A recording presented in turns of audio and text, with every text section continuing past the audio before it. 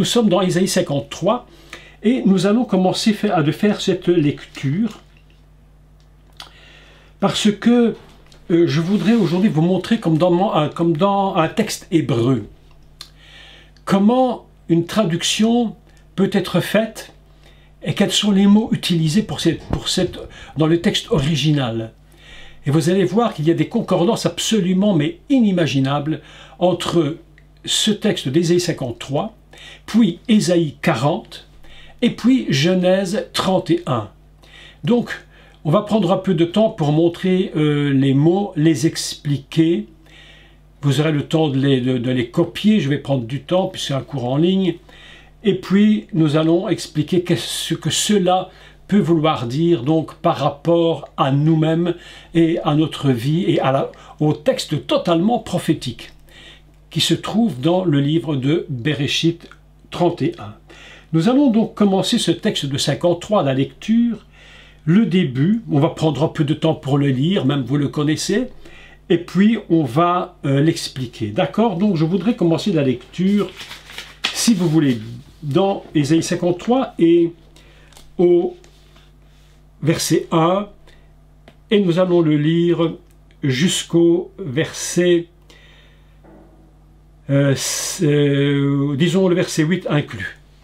Donc ce n'est pas beaucoup de versets, mais nous allons les lire, et puis nous allons les décoder.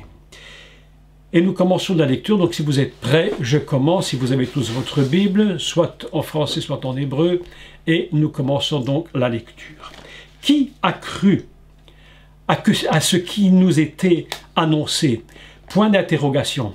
Voilà déjà un texte qui commence par une question. Qui a cru? Eh bien, évidemment, beaucoup n'ont pas cru.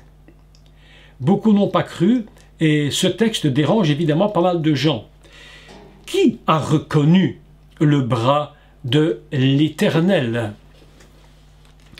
Il s'est élevé devant lui comme une faible plante, comme un rejeton qui sort d'une terre desséchée. Il n'avait ni beauté ni éclat pour attirer nos regards, et son aspect n'avait rien pour nous plaire.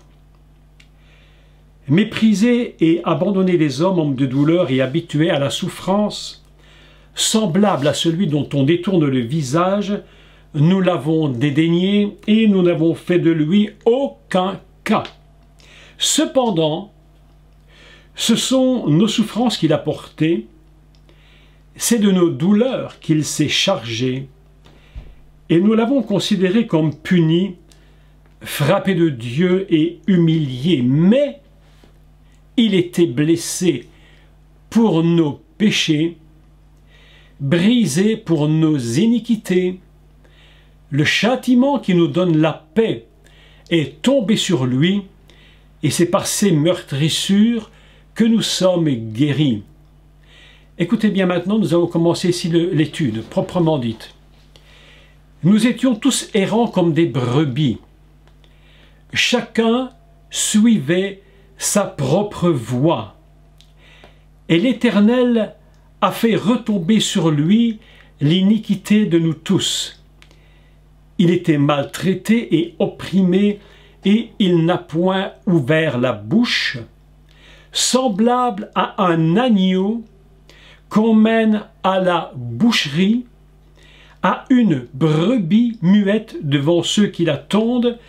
Il n'a point ouvert la bouche, il a été enlevé par l'angoisse et le châtiment, et parmi ceux de sa génération, qui a cru qu'il était retranché de la terre des vivants et frappé pour les péchés de mon peuple. Voilà le premier texte que nous lisons, et nous lisons tout de suite le deuxième texte dans Ésaïe 40, et vous allez voir pourquoi j'ai choisi ces deux textes. Ésaïe 40, c'est un texte absolument merveilleux dont nous avions commencé de parler au début. Le début d'Ésaïe 40 est très intéressant parce qu'il dit « Nahamou, Nahamou, consolez, consolez mon peuple, Nahamou, Nahamou, ami, consolez mon peuple, consolez-le. » Il a besoin d'être consolé. Parlez au cœur de Jérusalem parce que Jérusalem a besoin d'être guéri et consolé. Et plus loin, alors là, le texte nous dit ceci, et je le prends seulement un verset que nous allons lire. Verset 11. « Comme un berger, il paîtra son troupeau, il prendra les agneaux dans ses bras et les portera dans son sein, il conduira les brebis qui allaitent. » Et nous allons arrêter la lecture ici, et nous allons commencer donc l'explication. Ce texte, évidemment, est extrêmement connu de tous. Peut-être probablement le plus connu d'Ésaïe. Quand on parle d'Ésaïe 53, si on vous cite le verset, instantanément, tout le monde dit 53. Si je vous dis un autre texte d'Ésaïe, il faut chercher dans la concordance pour reconnaître là, quel est exactement le chapitre dans lequel on est. Parce qu'Ésaïe 53 est extrêmement connu de tous. C'est un peu comme le psaume 23. S'il y a un psaume que tout le monde connaît, c'est bien le 23 et on le connaît de mémoire. Donc, Ésaïe 53 est un texte formidable parce qu'il nous parle du Messie qui a été blessé, condamné, traité comme un agneau qu'on mène à la boucherie. Lorsque j'ai lu ce texte en hébreu, je me suis dit, mais c'est étrange parce que chaque fois que l'on parle d'un agneau, d'une brebis, d'un troupeau, de celui qu'on met à la boucherie, c'est toujours, à chaque fois qu'on parle d'un agneau, il s'agit d'un mot différent. C'est pas le même mot, c'est tous des mots différents. Ésaïe 40, il parle de prendre ses agneaux dans ses bras, c'est un mot différent d'Ésaïe 53. Donc je me suis dit, mais c'est quand même intéressant de vous expliquer aujourd'hui tous les sens des mots, pour qu'on comprenne réellement quelque chose de très très particulier, qui est complètement prophétique dans le livre de Bereshit. Alors lorsque j'ai fait les relations, je me suis dit, mais comment Dieu avait déjà expliqué, en fait, d'une façon complètement voilée, ce prophète Ésaïe 53 et Ésaïe 40, et surtout le 40, qui va engendrer le 53. Donc, nous allons commencer, et je vais vous mettre les documents en ligne, parce que comme ça, nous aurons l'opportunité de bien comprendre de quoi il s'agit. Donc, je vous mets le partage d'écran.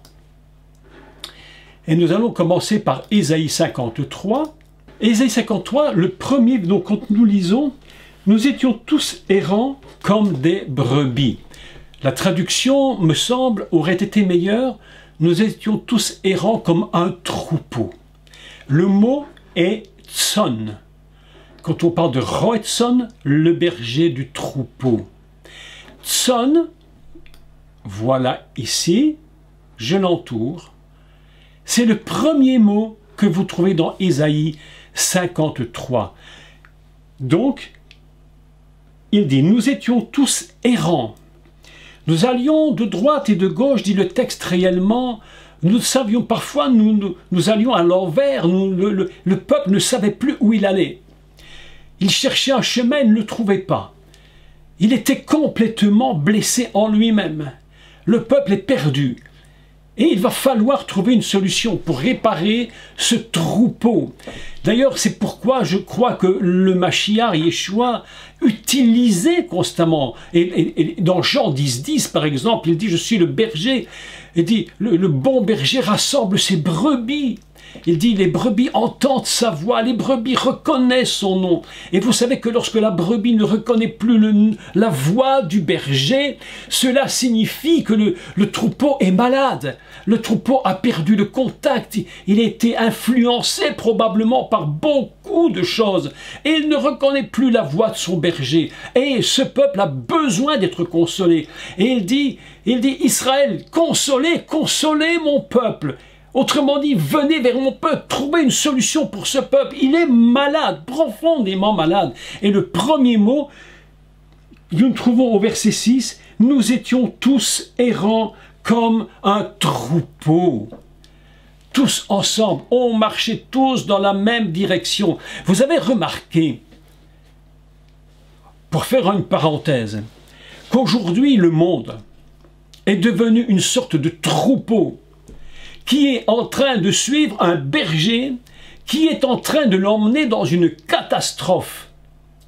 Quand le berger te conduit dans une catastrophe, à la limite, c'est même plus un berger, dit le Messie, c'est un mercenaire. C'est quelqu'un qui essaie il rassemble l'humanité pour les emmener directement dans son idée, dans son plan de destruction. Et il crie, consolez, consolez mon peuple, consolez mon troupeau. Premier mot, tson. Consolez mon peuple, guérissez-le, car ils étaient errants comme des brebis. Et chacun suivait sa propre voie. Écoutez la suite. Et l'Éternel a fait retomber sur lui. Et ici, on bascule directement sur la notion messianique, et nous allons voir les mots qu'il utilise. Il a fait retomber sur lui l'iniquité de tous. Première conclusion, si le peuple est malade, c'est parce que le peuple vit dans l'iniquité. Le peuple vit dans le mal, dans le péché, il est dans l'iniquité la plus profonde. Il a été maltraité et opprimé, il n'a point ouvert la bouche, semblable, écoutez la suite, semblable à un agneau. Le mot est « c'est » que vous voyez ici, et je l'entoure. Semblable à un agneau, c'est. Ce mot, c'est le mot utilisé dans le livre de l'Exode, lorsque l'on parle « ish, c'est ». Chacun son agneau pour sortir de l'Égypte. Il était semblable à un agneau qui allait les faire sortir de l'esclavage égyptien. Ils étaient pris dans le piège. Ils étaient un troupeau, comme un troupeau était en Égypte. Tout le peuple était en Égypte enfermé. Et c'est le ish, c'est chacun son agneau qui va le sortir. Le mot utilisé dans Ésaïe, le premier tson, le deuxième c'est. C'est donc le mot qui nous fait comprendre que ce peuple est appelé à sortir de la catastrophe dans laquelle il se trouve. C'est l'agneau de Pessah. C'est là qu'on utilise le mot, pas la première fois, il l'utilise même avant. Mais nous allons le voir un peu plus loin. À quel moment le mot « c'est » va être utilisé. Et puis, il continue. Il est semblable à un agneau, c'est qu'on mène à la boucherie. Le mot suivant, à la boucherie, c'est le mot « tevar » qu'on doit traduire par agneau, animal, l'agneau qui est destiné à être tué pour être mangé, il est complètement destiné à être à l'abattoir. C'est le mot « tevar », signifie un animal, un agneau destiné à être tué. On pourrait donc lire « Nous étions tous errants comme un troupeau, semblable à un agneau pascal, il était ainsi, destiné à être sacrifié, à être emmené à la boucherie. Donc, c'est un agneau destiné à être un agneau de sacrifice. » C'est ainsi qu'il faut le lire. C'est ainsi qu'il faut lire le texte. Semblable à un agneau qu'on mène à la boucherie, à une brebis, muette devant ceux qui la tondent. Alors voilà un mot ici encore très important, comme une brebis. Alors ici nous avons un mot, le mot brebis c'est Rachel. Rachel, c'est en réalité Rachel en français. C'est le mot qui signifie une brebis. Jacob avait épousé la femme qu'il aimait, c'est celle qu'il aimait le plus, elle s'appelait Rachel, la brebis. C'est très intéressant parce que Jacob a tout un sens. Vous allez voir tout à l'heure que le mot Jacob a tout un sens avec le mot de brebis. Il y a quelque chose dans ce mot brebis qui s'attache à Jacob, celle qu'il aime, cette brebis qu'il aime, cette femme qu'il a aimée. Donc nous avons 4 mots. Premier mot, tson, un troupeau. Deuxième mot, c'est l'agneau pascal, l'agneau de Pessah. Troisième, Tevar, Tevar, l'agneau destiné à l'abattoir. D'accord? Jusque-là, vous me suivez bien? Troisième mot. Quatrième mot, Rachel, la brebis. Voilà 4 mots différents. D'abord, nous allons commencer par retenir ces mots. Si vous avez pris du temps pour les écrire, je l'espère, mais je le laisse sur l'écran, que vous puissiez le lire. Et puis, lorsque je lisais ce mot, je me disais, mais Israël qui est blessé, pour lequel le Messie est l'agneau pascal, qui donne sa vie, cette brebis tant aimée, celui qui est tant aimé, mais comment fait-il pour guérir les brebis? Comment fait-il pour les guérir? Eh bien, Ésaïe 40 va nous donner la réponse, mes amis, parce que Ésaïe 40, c'est quelque chose d'absolument extraordinaire. Et nous allons lire maintenant Ésaïe 40. Et vous allez voir quelque chose d'absolument magnifique. Et je commence de lire ce texte. À partir du verset 10, ou à partir du verset 11, pardon. On fait un peu de texte hébraïque, d'accord? Comme un berger, il va paître son troupeau. Il prendra les agneaux dans ses bras. Comment dit-on le mot agneau dans ce cas-ci? Eh bien, tout à fait différemment de ce que c'est dans Isaïe 53. Le mot agneau, talé. Talé, je l'entoure, regardez ici. Talé. Écoutez bien le secret du mot talé, parce que là nous allons voir quelque chose d'absolument magnifique. Le mot talé signifie agneau, mais en réalité, il signifie aussi raccommoder. Autrement dit, dans Ésaïe 40, il prend les agneaux dans ses bras pour les guérir et pour les raccommoder. Ça nous rappelle immédiatement la parole du bon berger qui laisse le troupeau, qui laisse les 99 pour aller chercher celle qui est perdue. Et comment va-t-il la chercher, celle qui est perdue? Simplement pas pour la prendre uniquement, mais pour la réparer. Il y a donc une réparation. Vous avez remarqué également que le mot « talé » que j'ai entouré a une gématria. Sa valeur numérique, je la souligne, elle est de 44. 44. C'est très intéressant 44, parce que la gématria de 44, c'est la gématria de dam, qui signifie le sang. Qu'est-ce que ça veut dire? Qu'il n'y a pas de réparation possible avec le Messie si il n'y a pas une idée du sang. Le Messie va réparer parce que le Messie donne son sang.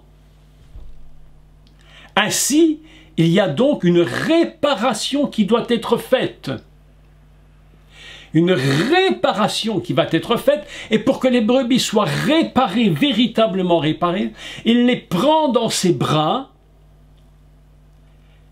talé, il les répare et il donne sa vie. La valeur de talé 44 est identique à la valeur de dam, le sang. D'accord? Mais nous constatons également qu'il y a encore un autre 40, il y en a beaucoup, mais j'ai choisi celui qui me paraissait être vraiment important dans ce contexte, c'est la notion du père et de la mère. Comment un enfant peut-il être construit? Comment un enfant peut-il se construire? Eh bien, lorsque la famille, lorsque le père et la mère sont unis, lorsque le père et la mère sont en conflit, nous nous rendons bien compte qu'il y a une déchirure. Et cette déchirure doit être réparée pour que le père et la mère s'unissant puissent donner à l'enfant quelque chose qui va le construire et le bâtir. Lorsqu'il y a une séparation entre père et mère, l'enfant lui-même est complètement blessé. Comment réparer un enfant blessé lorsque les parents se déchirent et se séparent? Il faut remettre ensemble Av plus M, le père plus la mère. Av, 3, M fait 41 et 3, 44. Nous avons donc une idée importante dans le sens de réparer. Lorsque Israël est blessé, il faut que les notions de l'époux et de l'épouse soient complètement réparées. Donc ce qui détruit Israël, c'est lorsqu'Israël en tant qu'épouse ne fonctionne plus avec l'époux. Et l'époux va venir donner sa vie pour l'épouse pour réunir père et mère, que la notion du père et de la mère s'unissent pour former la réparation d'Israël. Et il n'y a pas de réparation d'Israël si nous n'avons pas les deux notions qui sont unies. C'est pourquoi je vous disais au début de ce cours samedi, nous allons parler de quelque chose d'extrêmement important concernant justement le père et la mère. Comment croyez-vous? Pourquoi croyez-vous que les gouvernements s'acharnent aujourd'hui à supprimer le masculin, le féminin? Pourquoi veulent-ils séparer le père et la mère? Qu'on ne peut plus dire papa, on ne peut plus dire maman. Pourquoi croyez-vous qu'on ne peut plus dire mari et épouse? On ne peut plus dire monsieur et madame. Quel est le projet qu'ils ont dans leur tête? C'est de briser justement la notion divine fondamentale. Et le travail du Messie dans Ésaïe 40, il dit, il prendra ses agneaux, on dit talé, il prendra sa brebis pour la réparer. C'est pourquoi vous avez la guématria de 44 qui est égale à talé, raccommoder, réparer, dame le sang, Av plus M, 44. Voilà un texte très important. Vous allez remarquer maintenant une deuxième chose. Et je souligne le mot qui est en dessous, de nouveau, talé. Talé peut s'écrire de deux façons différentes. Soit avec un hé, soit avec un aleph à la fin. Lorsque vous faites la grématria du premier, c'est 44. Lorsque vous faites la guématria du second, c'est 40. Toujours réparer, raccommoder. Mais la guématria de 40 nous apprend quelque chose. Dans ce contexte-là, cette guématria nous apprend que 40 ans dans le désert, le chiffre 40 qui revient constamment dans la Bible, constamment une notion de réparer, de construire, de bâtir. Le Messie vient pour réparer afin de construire son peuple. C'est pourquoi nous avons deux façons d'écrire talé. Et ce que nous allons voir maintenant est tout à fait surprenant. Et pour comprendre ces deux textes d'Ésaïe, il va falloir que nous retournions dans un texte de la Genèse. Comment peut-on comprendre dans la Genèse une prophétie, puisque c'est un texte totalement prophétique, concernant le Messie, mais quand tu le lis la première fois, à première vue, tu n'as même pas l'idée de ce que ça peut représenter. Parce que c'est un récit, bon, je dirais un peu habituel, banal, mais il cache un mystère absolument incroyable que nous allons lire maintenant. Je vais vous partager le deuxième document. Nous allons pour ce faire maintenant expliquer quelque chose d'un peu particulier concernant Jacob. Nous allons lire Bereshit 32, Genèse 32.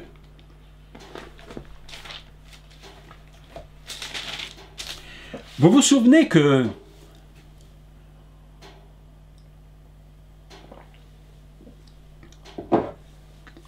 Jacob avait donc quitté son père, il était parti en exil et il s'est retrouvé chez Laban. Lorsqu'il était chez Laban, il a travaillé pendant 20 ans. Il a travaillé 7 ans pour Rachel.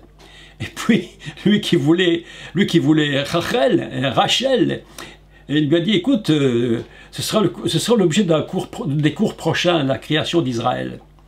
Il a eu, Rachel, il a travaillé pendant 7 années encore, 14 ans. Et puis, il va travailler 6 années encore pour pouvoir garder les brebis de Laban. Il a donc été pendant près de 20 années au service de Laban. Et puis, après ces 20 ans, il va trouver que Laban n'a pas été très convenable et il dira carrément « Écoute, mon salaire n'a jamais été... tu l'as changé constamment. Tu m'avais promis ça et puis tu as changé, tu m'avais dit ceci, tu as changé et maintenant tu as encore changé, tu changes tout le temps. Je voudrais que mon salaire soit vraiment réglé maintenant.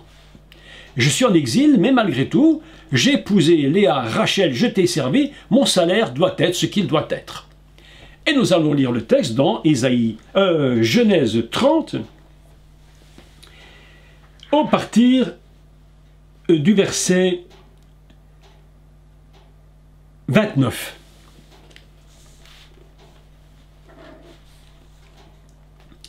Et nous lisons.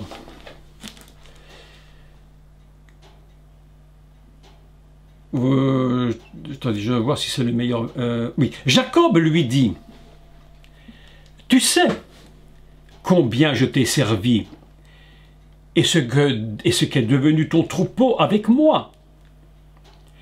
Car le peu que tu avais avant moi, c'est beaucoup accru.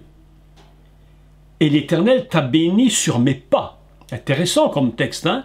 L'Éternel t'a béni sur mes pas. Maintenant, quand travaillerai-je aussi pour ma maison? La question de Jacob, c'est j'ai travaillé pour ta maison, moi j'ai ma famille, et je voudrais maintenant travailler pour la mienne de maison. Je trouve que 20 ans ton service, c'était beaucoup, c'était pas mal. Laban dit, que te donnerai-je? Et Jacob répondit, tu ne me donneras rien. Si tu consens à ce que je vais te dire, je ferai paître encore ton troupeau et je le garderai. Je parcourrai aujourd'hui tout ton troupeau, mais à part, parmi les brebis. Écoutez, c'est ici que nous allons commencer à bien comprendre le texte, en relation avec Ésaïe. Je relis. Mais à part, parmi les brebis, tout agneau tacheté et marqueté, et tout agneau noir, et parmi les chèvres, tout et ce qui est marqueté et tacheté. Ce sera mon salaire. Écoutez la suite, absolument magnifique. Ma droiture répondra pour moi demain, quand tu viendras voir mon salaire.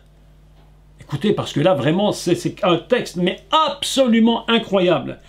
Tout ce qui ne sera pas tacheté et marqueté parmi les chèvres et noir parmi les agneaux, ce sera de ma part à vol. Et Laban lui dit, eh bien, qu'il en soit selon ta parole. Ce même jour, il mit à part les boucs rayés et marquetés, toutes les chèvres tachetées et marquetées, toutes celles où il y avait du blanc et tout ce qui était noir parmi les brebis. Il les remit entre les mains de ses fils, puis il mit l'espace de 3 journées de chemin entre lui et Jacob fit paître le reste du troupeau de Laban.